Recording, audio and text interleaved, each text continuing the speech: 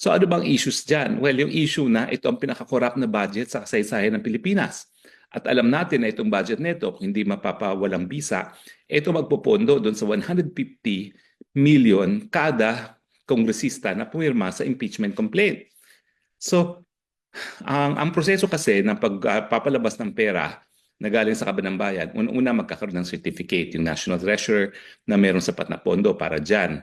32 billion yan kasi 150 kada kongresista. At ang balita ko nga, ano yan, no? Divided by 4. Merong allocation galing sa DPWH kasi yung DPWH secretary, meron siya nakatagong pondo para sa mga proyekto na gusto niya talaga niyang isulong, no?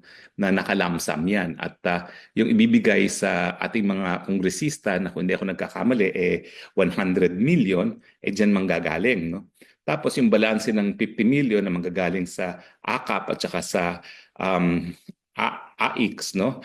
Ay yun nga, yan yung manggagaling din doon sa inaprubahang budget para sa mga ayudang yan, no? Alam naman natin napakalaki ng budget ng AKAP, no?